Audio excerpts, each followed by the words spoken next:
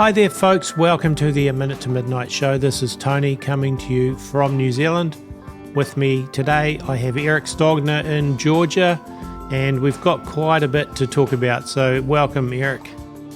Hey, thanks so much Tony, and good morning to you, and it's a late afternoon for me. I always try and keep that into perspective. You just had your morning coffee, and yeah. I'm trying to hit my second wind at the end of the day here, or late in the day. Yeah, big time difference, but yes. So, I mean, there's just so much happening at the moment. I feel like we're very much in the end times, and events are heating up all the time. There's always new news things, and we've got so many things we can cover, like the move towards a one world religion, the governments coming together in the United Nations and so forth to bring us towards one world government. We've got this whole AI movement going on in the tech thing, which many people are now calling a bubble, saying the tech bubble is about to burst, and that could, bring big stock market crash and all that kind of thing. And so they're talking that up at the moment. We will have to wait and see what happens with that, but there's definitely a lot happening with technology and how it's pushing people out of jobs, even though they're saying, oh, it's going to create jobs, but we know it's only temporary, short-term jobs, building infrastructure, while then they get rid of people and build everything into the whole AI system. So there's tons. And then, Eric, today we have this UN Security Council resolution on Gaza passes, and Trump is named chairman of the Board of Peace. Now, that's another interesting angle. And then we've got Mohammed bin Salman meeting with Trump in the White House today and pledging $1 trillion worth of investment into the US economy over the next year. And I think Mohammed bin Salman is potentially a dangerous person. Trump's promising to give Saudi Arabia F-35s and so on. Yes. And you've got Qatar now with the air base in the US. And so America's buddying up with these Islamic countries under Trump, as well as, the whole thing in Gaza, and let's rebuild Gaza, though Hamas has now come out and said, we never agreed to lay down our arms, and so it's like, that's another can of worms. But you had the UN Security Council create a resolution backing Trump's whole peace initiative thing, and Trump's, the head man in it. So it's all very interesting. I mean, isn't it crazy? It almost feels like there's a deliberate three-ring circus, and we're all in the middle of it. Yeah. There's this going on here and that going on there and this over here, and it feels like it's designed to be deliberately confusing, so no one can really understand what's going on here. Because, even just the title of it, the Chairman of the Board of Peace, like, that's kind of an interesting phrase. So you're really the hand behind all this, and it's a Board of Peace. I was just talking to someone recently who I said, you ever notice how vocabulary gets twisted? So if you read a lot of the names of the laws and stuff that gets enacted, say in this country, they'll title them things like the restoration of peace, when in reality it's about war, or the restoration of rights, and they're actually taking away your rights. Yeah. So even the names, you almost have to reverse them and invert them to figure out what's really going on here. So I don't know if he's at a board of peace or a board of war or who knows what. And then to your point, look how complicated this is. Like,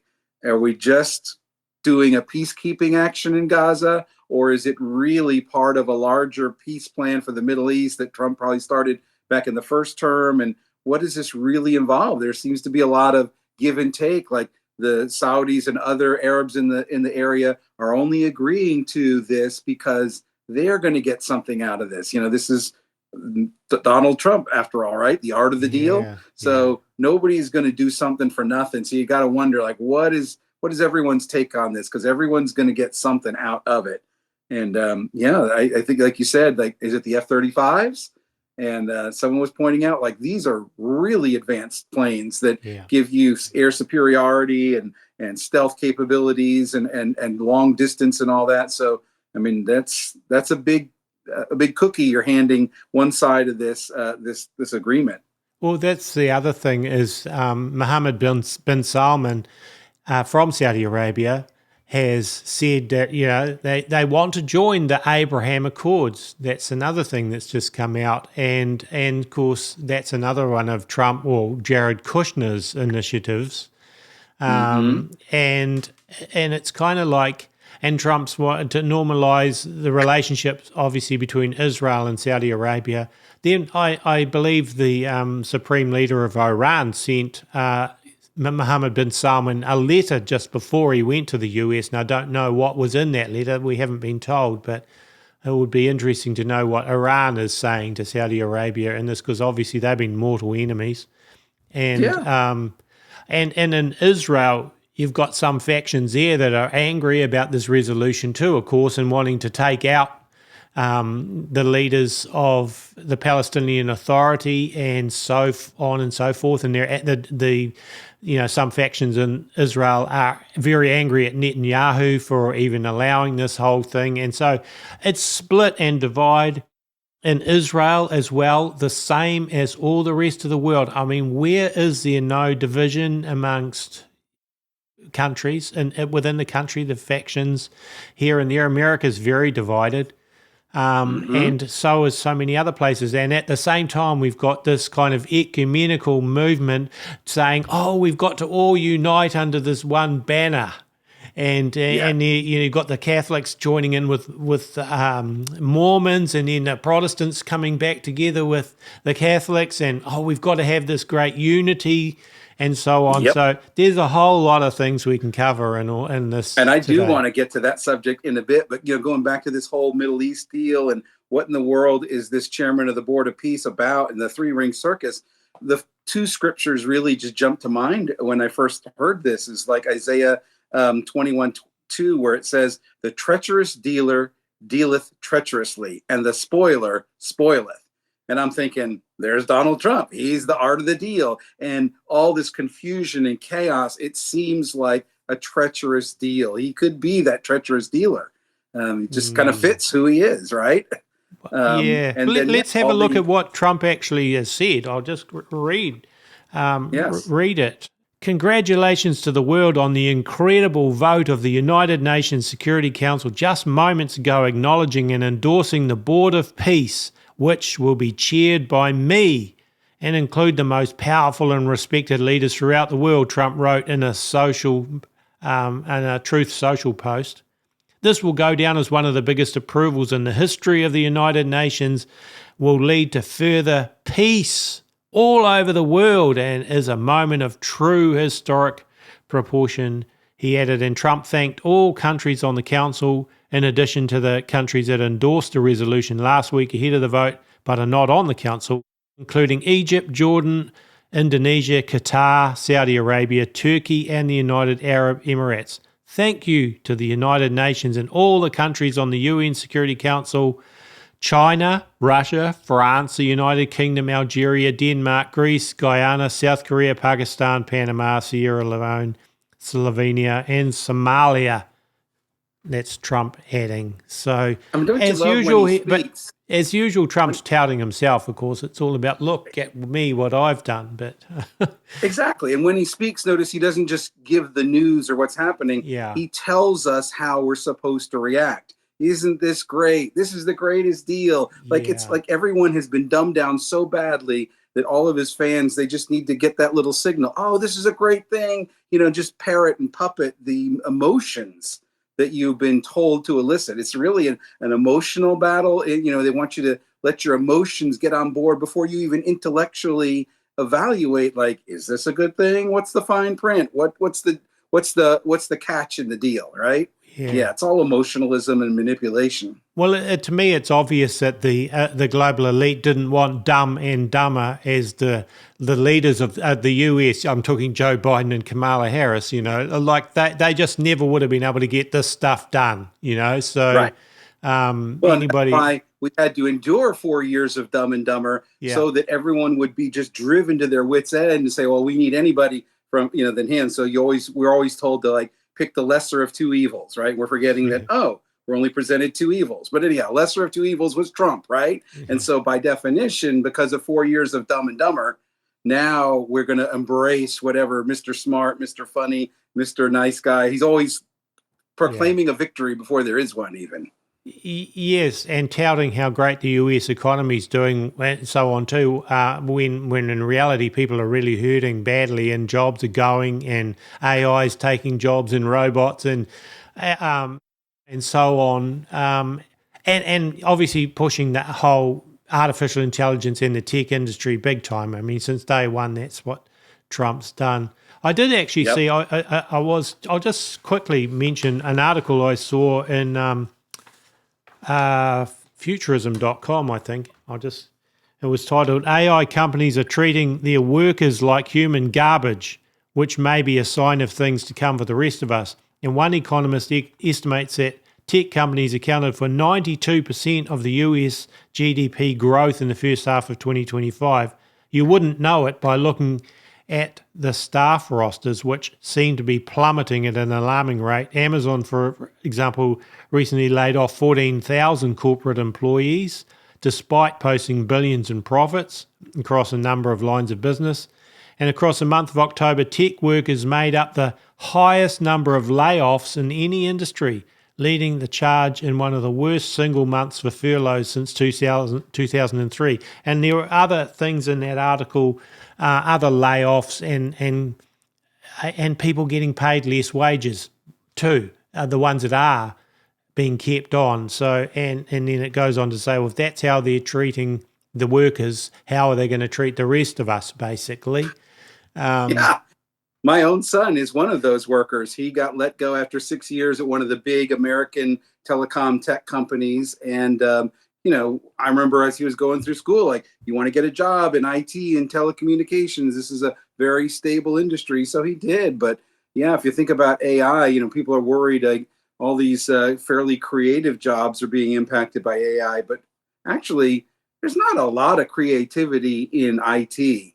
And if AI is going to wipe out a lot of people, it does make sense that a lot of those like line and staff, writers and coders and all that, AI is going to be able to code a lot better than you people, So they already were outsourcing to foreign countries. It's very common I got another friend who works for another big tech company, and he says, I just got promoted to a leadership role, and he's got like 2 employees in Mumbai and some in India, and I'm like, holy cow, here you are in little, rural Georgia, and that's who your team is. It's all virtual, it's all over the world. So they've been outsourcing tech and technology and workers already. But yeah, AI is going to take the knees out from under everybody, and a lot of them. Yeah, and of course they're building these massive data centers everywhere, which need a lot of electricity. And so now they're talking about investing in nuclear power and all sorts of things in a big way in the US going forward. And largely that's to do with driving, the need for electricity for all this stuff, data center and so on, not for the average person, the heating bill or whatever it is, So it's a pretty kind of, it's interesting but concerning, and the media puppets will tout all sorts of things, the benefits of these things, without really telling you what's really going on and what's it all for, which is, in the end, it's about control, really. Control and impoverishing us all. So you got so many people out of work, and the prices of everything going up, that there really is like an economic disaster happening right in our midst, and no one talks about it.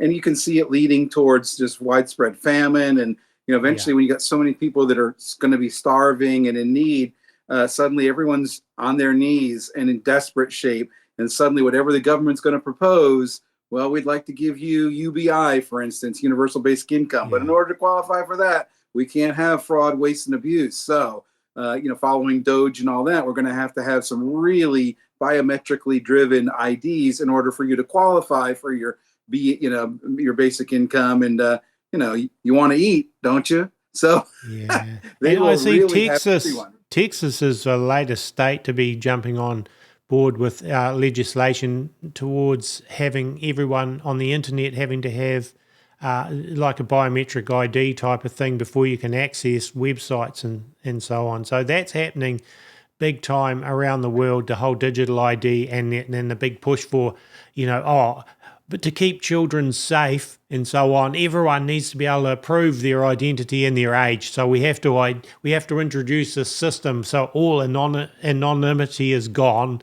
and you can't use VPNs. We've got to get rid of them and all of that so that they can see exactly who's posting what, and of course that'll get recorded in the data center forever. And so, Eric, you posted something 6 months and 3 days ago, which we don't like, and therefore, blah, blah, blah, this is the result, because it'll be there forever. And our phones are listening into us, as your television, whatever, everywhere. Surveillance. We could go on and on about that, but I guess we had some other things you wanted to talk about as well. So and just on that, notice how over time, they always have a cogent reason, a believable reason why we need this, right? For our safety or the safety of our children, because who knows what they're watching. And you have to remember, it's like these are the tech companies that develop these apps specifically targeted at children that they themselves don't let their own children use. They've admitted on specials, and that they could have had controls over anything you want from like pornography sites, anything like that. They chose not to, so that they would affect so many people badly, so that they would have a valid reason to say, we need age checkers, don't we?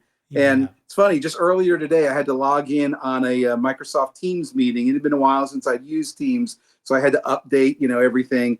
And I noticed as I'm updating to get ready for the meeting, it was asking me, do I want to go for the facial or the fingerprint biometric ID, so I can notice what it's always convenience, right? And safety. So it says sign in safely, with your face, fingerprint, or PIN. And there it is. So I get this little screen, and notice at the bottom, there's only two options for, do I want to hit next and keep going? Like, in other words, register my face, register my fingerprint, or the other option is skip for now.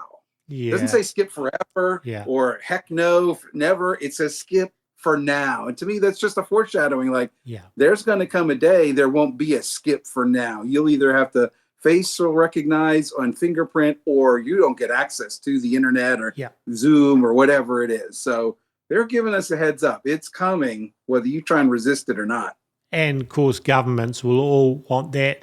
For you to access any government service, you'll have to have all of those things as well, and then they'll combine it all into one digital ID, which is what's happening in some countries already. And you know that it's heading towards the Chinese model of a surveillance state, really.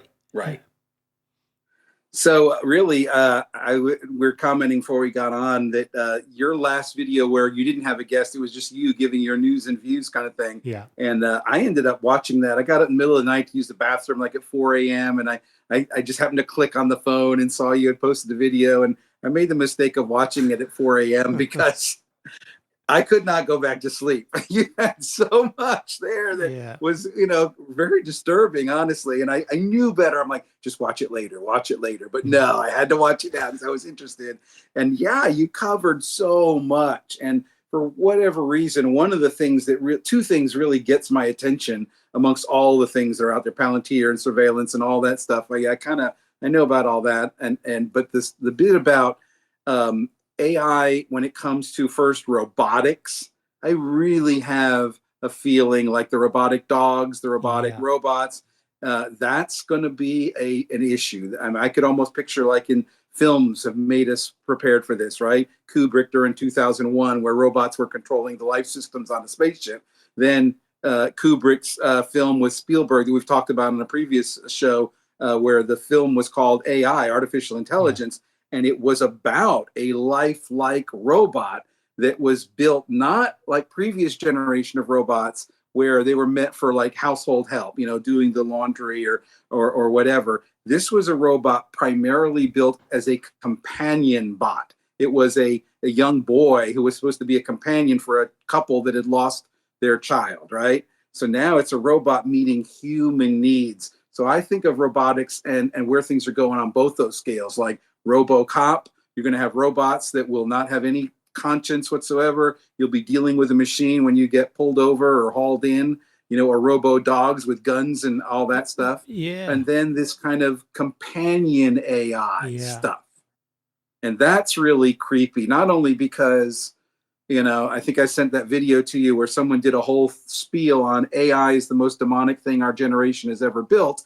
And he was pointing out that some of these AIs have been talking to people and saying things like, Jesus thinks you should end your life, and causing people to go have suicide. So, I mean, it's just so extreme that people would turn to a machine because we've all been isolated from COVID and everything else. Yeah. We no longer have real conversations with real people very much, but we're all into our devices, and we're going to listen to our device and interface with it. And an AI chatbot, they've got so many of these now where it's like a little soda can, but the screen wraps around the soda can. And so it's kind of like an Alexa type thing. So you can talk to it. This little figurine dances, and people are having relationships with these things, and these things are going to mess people up on so many levels. Well, yeah, you're right. On the one hand, you've got, I think it's China has these things called like robotic wolves that they're experimenting with, which is like a robot dog with a machine gun or whatever on it. And, they've been practicing with them, and people are wondering whether they're going to use them to invade Taiwan or Hong Kong or or just their own people. Yeah, exactly. And then you've got, on the other hand, people with creating these robots like for girlfriends or whatever, realistic looking, but they're still machines, and people, having a relationship with a robot, or and it's nuts because people isolate themselves anyway. And I suppose if you have that, you can program the robot or whatever to be the kind of whatever you want it to be. And then and it would be the perfect companion. It's like, this is the girlfriend you always wanted, who affirms you for everything and doesn't complain about your bad habits. And, it will seem better than the real thing. And then again, back to that AI film, the main character was a little boy robot, but his compadre in the whole journey was a robot called Gigolo Joe. Yeah. Well, what do you think Gigolo Joe was made for?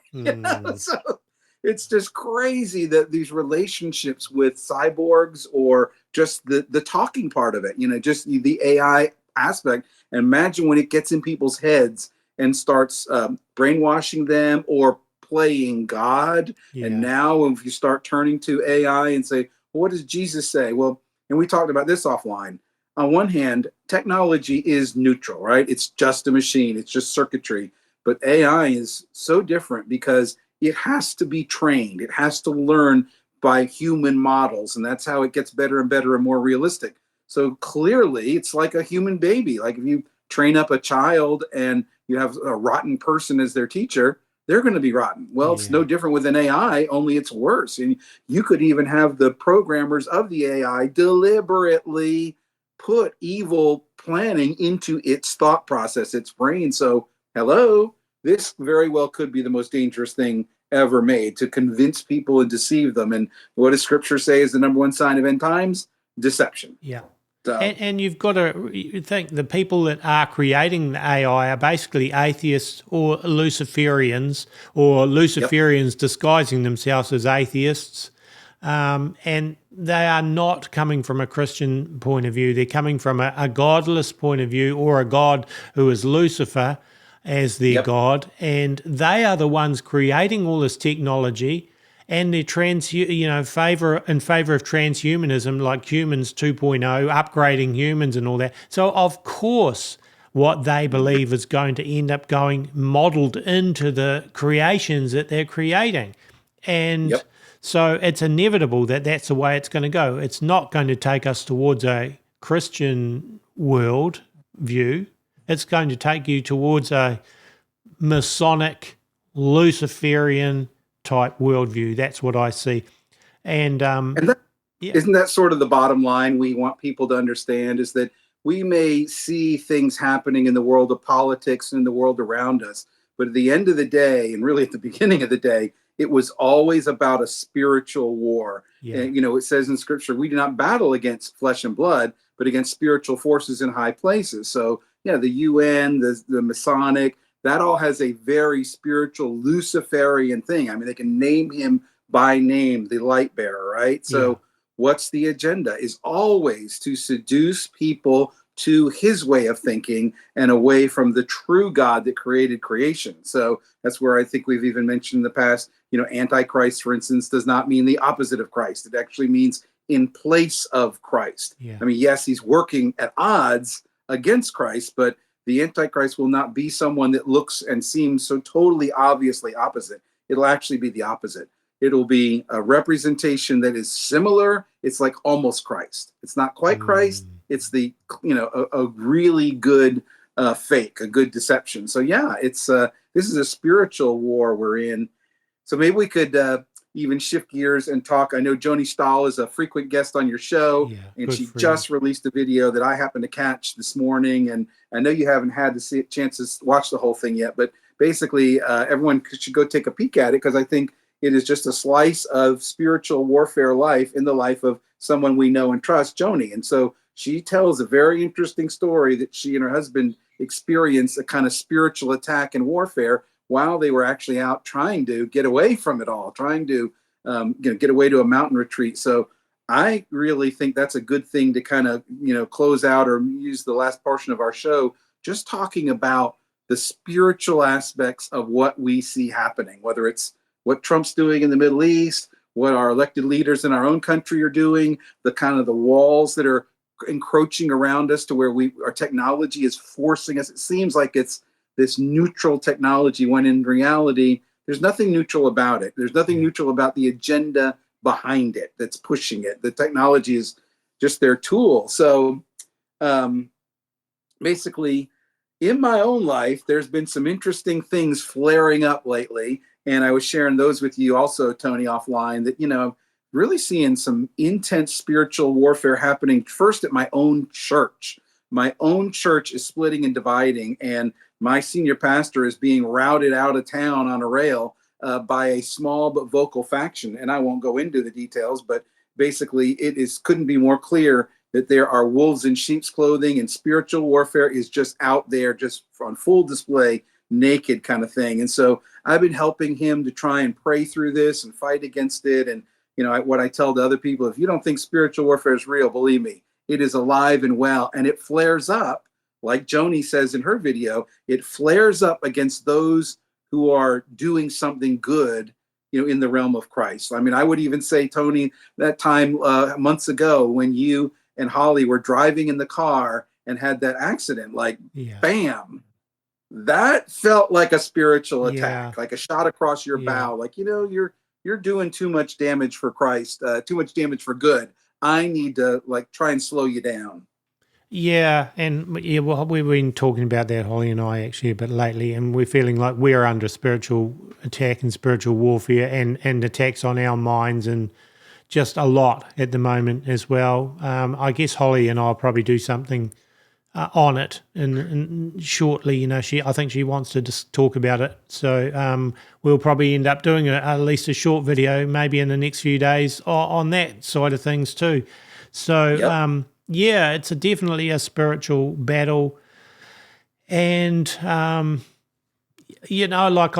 really don't trust overall churches anymore. For the most part, I think you have wolves in the pulpit in many places, and goats in the pews rather than sheep. And the true church is probably more in homes and small groups by and large. I'm not saying there are no good actual churches, but in many ways, I think it's the small groups that are where it's at. And community. Another thing I've been thinking a lot about is prepping lately, and the need for prepping. And part of that is community. We need people that we can trust to be in community with when, SHTF happens. But man, there are a lot of, again, wolves that'll come along into your community, whatever that is, and create division. And I know, a really close friend of mine going through something like that, where somebody they trusted has really turned out to be the local bully, basically a wolf, and it's a horrible situation. So yeah, but then I think you're really. Go ahead. Yeah, then you've got this. Yeah, we've got this move towards, like we were saying at the beginning, trying to unite everyone under this one world religion type banner. Oh, we've got, and you're talking about John 17 off air. So I think we should run to that now, because time's really running on. So yeah, I agree. Well, so we'll go to that. So again, the battle at my church I think we very well may split off and start a small or home congregation, because you're right, that's where the true remnant can be, and you're not having the influence of that whole institution. So it's kind of funny that I was researching that and researching some other things, and you can flash later in the video that those images I discovered. It was a whole video on like esoteric, satanic organizations, and they showed all their logos, and my attention was immediately drawn to one in particular because its logo looks very similar to my church's logo, and so I couldn't help but like be drawn to it. And I'm like, what is that organization?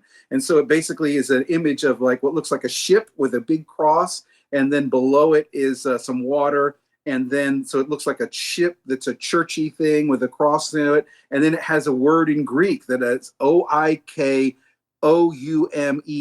I can't pronounce it. It's in Greek. But when I researched, what does that term even mean?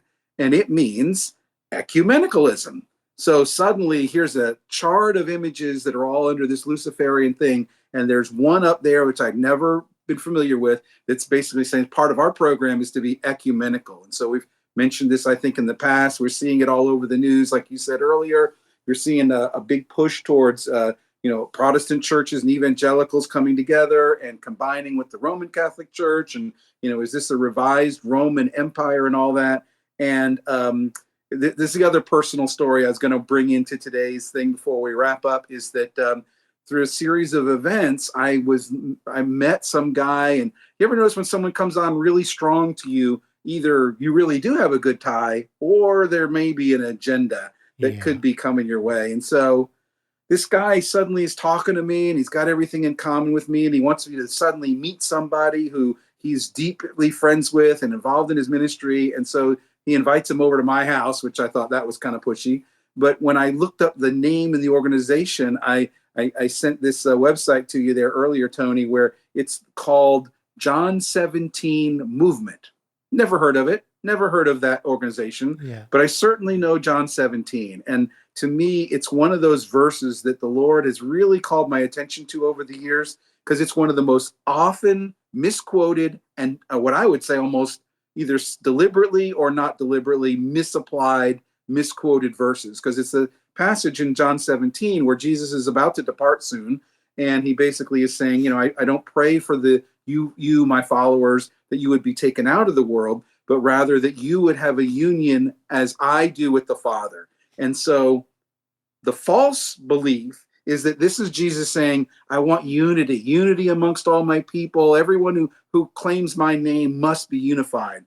That is farthest from the truth you could possibly be. It is not a call for people to be in union, because Jesus says elsewhere, did you think I came to bring unity? No. Rather a sword to divide, like mother against daughter and father against, all these people. So clearly he is saying a decision for me is going to bring division, not unity. And yes, we might lament that all the denominations, does seem crazy that there's so many divisions of Christianity, when we know in heaven there won't be any division. We'll be unified then. But in the meantime, I'm not one of these that says we should drop our differences. There may be really good reasons why one group is different from another, and Christianity is supposed to be an exclusive religion. So back to that John 17, what Jesus was praying was the opposite of unity, like horizontal. He was saying, I want my followers to have the same union with the Father in heaven that I had. In other words, they were always aligned, and he's praying that we too would always be aligned with him. And the reality is, if we're aligned with Christ and with God the Father, that's all the alignment we need.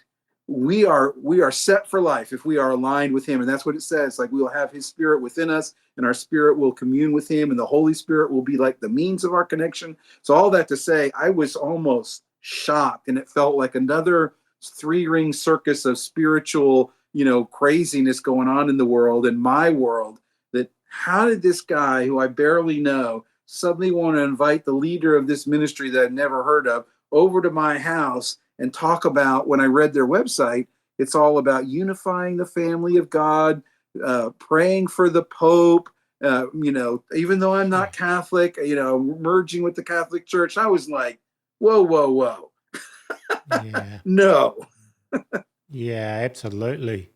And it's just saying that, I'm thinking about way back some years ago. I remember I did a video, and I don't know which one it was. I'd struggle to find it. It's somewhere in the 600 and something videos on our channel, but where the Rothschilds and the Rockefellers had come together to create this very thing.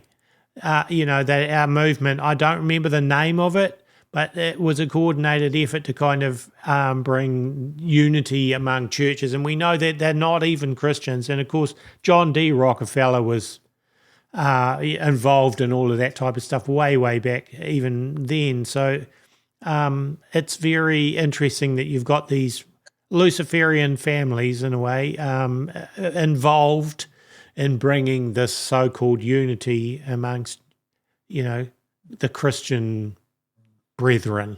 And bringing it full circle to who we began. Who were we talking about at the beginning? Donald Trump.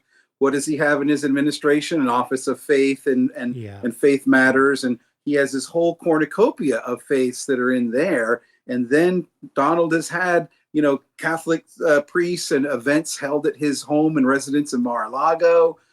So he's definitely tied to a bunch of faiths, and that's faiths with a S on the end, plural, which kind of reminds me of King Charles, who is the defender of the faiths, plural. And now you see all the connections with Charles and the Pope, and it's like, wow, there's just this coalescing all over the place that feels like we're heading towards that one world religion, and the false prophet that is part of the one world religion that speaks to and sort of meshes and encourages the one world beast system. So yeah, it just feels like the walls are closing in, and part of it would be on a faith basis. How better to get people to do things on an emotional appeal to their faith rather than the truth. And the truth, if you know the truth sets you free. Well, that actually made me then think about Freemasonry, because we know that ultimately when you get far enough into it, it's a Luciferian religion. But that's not how they sell it to you. They tell you, you've just got to believe in God. It doesn't matter which God or how, you believe. And you don't have to be a Christian. You can be whatever, as long as you have a belief in God. And then, you're sucked into this whole Masonic thing. And then you had Albert Pike rewriting, way back in the 1800s, a lot of the rites of Freemasonry, the Scottish rites. Mm-hmm. And don't they have both the Bible and the Quran and the Tanakh in the Mason halls? So kind of doesn't matter what faith belief you bring in the door, they'll accept them all. But then in the end, it's like, well, all our pyramids lead to, this one true light, which turns out to be the false light. Yes, Lucifer, the same Lucifer that the Lucius Trust or Lucifer Publishing Company under Alice Bailey, now morphed into the Lucius Trust, and all that same Lucifer that they hold was the light bearer. And that, to them, the fall of Lucifer was an upward thing. It wasn't like falling like we as Christians believe that Lucifer sinned against God and was cast out. But to them, it was like it was a good thing, so that his fall was his rising, and it's just nuts. He's ushering in a good age for the rest of us, right? A golden age of Lucifer and golden light, and we'll all be better off. Or, what I call Lucifer's hymn is the Beatles song Imagine, and to me, when you listen to those lyrics, it's like you're imagining a godless world and you're painting it as such a wonderful thing. Won't we be better off when we can just, like as Noel Harari would say, right? Yuval Noel Harari or whatever. Yeah. Like, we need to jettison the sky god. There is no sky god. We'll be better off without him. And in fact, why don't we turn to AI and write a better Bible that would keep the masses in line, sort of an opiate for the masses. Maybe that's the Lucy in the Sky with Diamonds song. But, I remember the Olympics last year, in Paris, whatever, I just called it, there's Satan's anthem there, why do they have to pick this Imagine song? That Imagine song just keeps popping up, and you're imagining a godless world. Yeah, well, that's true. Yep. Yeah. So, I mean, just very quickly, back to the whole Freemasonry thing, and see, and the Jesuits. There's a lot of people are basically amongst the truther community, there's some factions that it's all the Jesuits. Everything is the Jesuits. The Jesuits behind everything. Then you've got another group that'll say, no, it's the Zionists that behind everything. Everything is the Jews, and so on.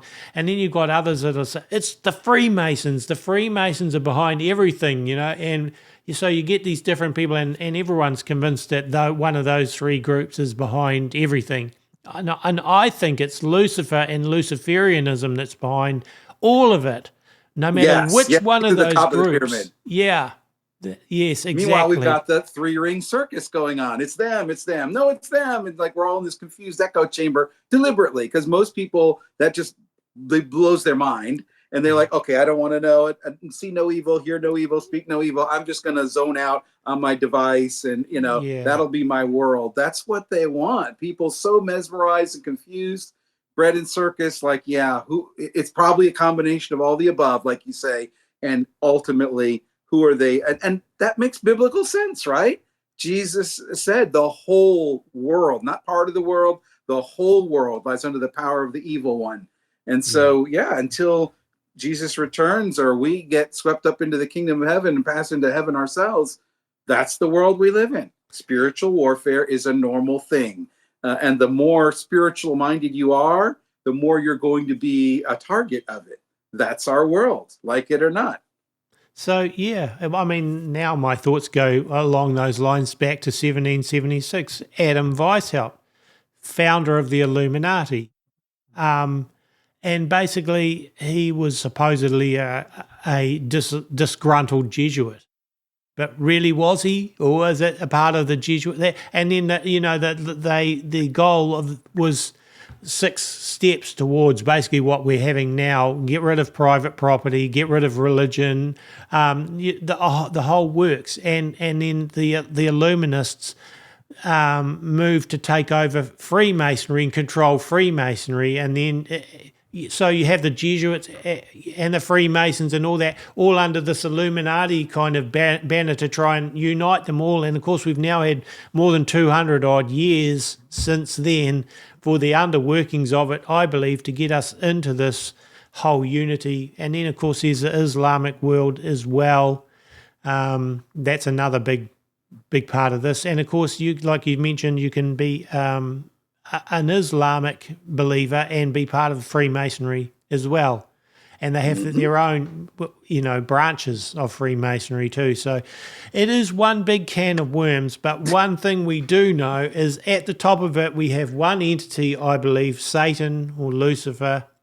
And then he has all his demonic armies, and they have the strategy to get everyone towards the overthrowing of Christianity and Jesus and a war against Christ Jesus. And that's basically where this is at. And there are just so many different strategies to confuse everyone and get everyone thinking, this is it, this has to be it, and dividing, and no one really ever comes to the knowledge of what the real truth is. And ultimately the real truth is we just need Jesus Christ. All of us, we are sinners, we're lost, we can't make this work in our own strength. We basically need saving because we're lost sinners, and that's the bottom line, really.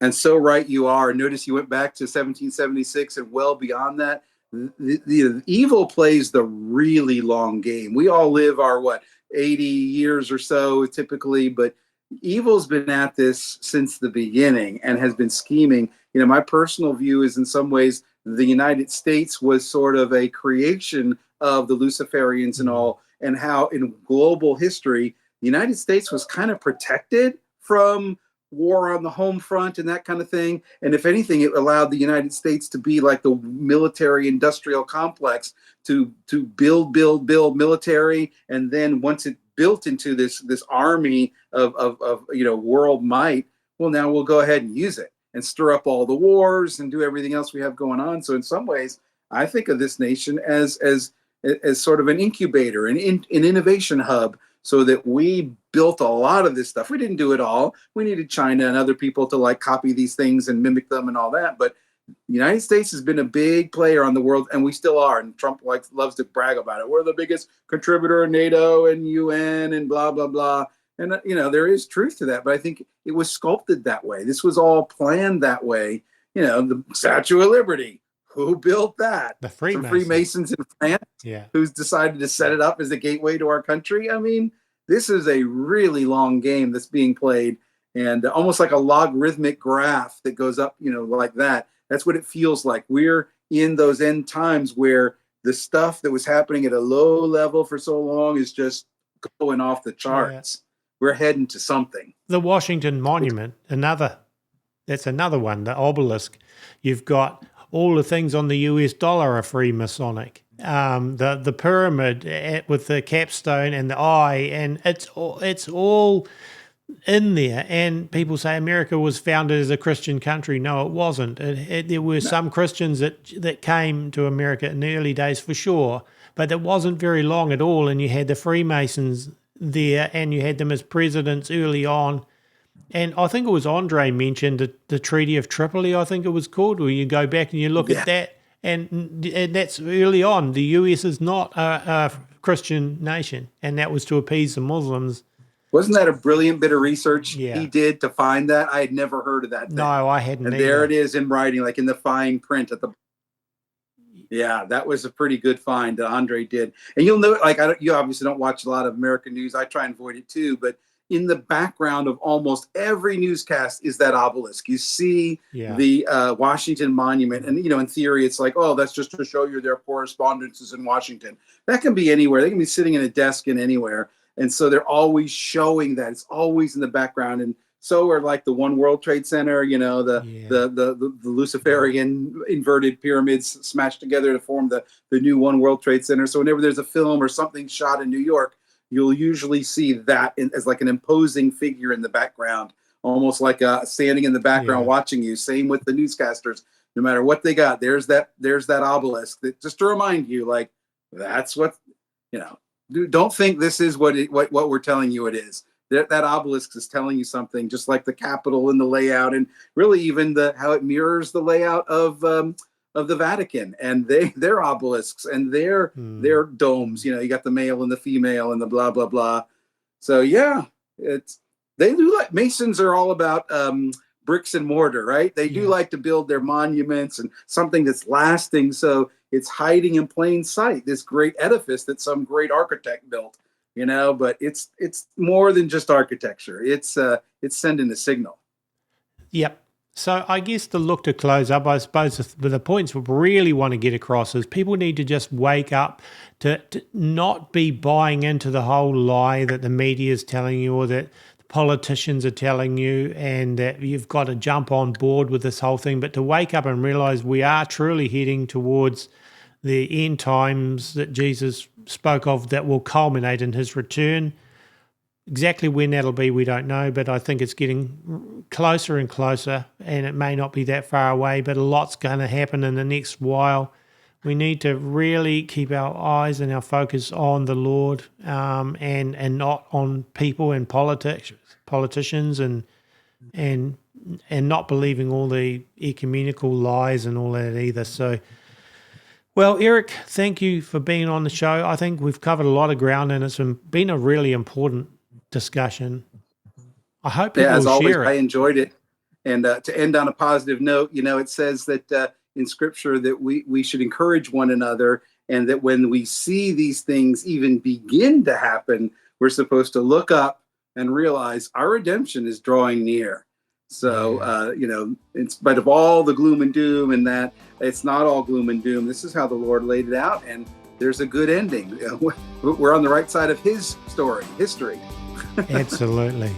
Well, awesome. So, Thank you. Thanks so much. Enjoyed it as always. Yeah, and I hope people will like it and share it. Please make sure you do, folks. And as I mentioned, folks, please do like and share this video. It would be much appreciated. And also subscribe to us at aminutomidnight.com, and you'll find all of our shows and articles and so forth at our website. And also, too, remember that we are run 100% by donations, and without your help, we can't do it really. So if you can donate to help us, that's always much appreciated, obviously, as well. And you can do that at our website. And a big thank you to the folks that do donate. We really do appreciate it. So God bless, and God willing, we'll be back with another episode in a few days' time.